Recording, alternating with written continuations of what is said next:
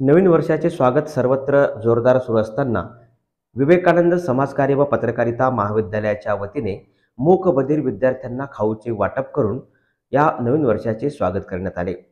नांदेड येथील नवा मोंढा येथे स्थित असलेल्या रामप्रताप मालपानी या मूकबधिर विद्यालयात मुलांना खाऊचे वाटप करून त्यांच्यामध्ये आनंद द्विगुणित करण्यात आला।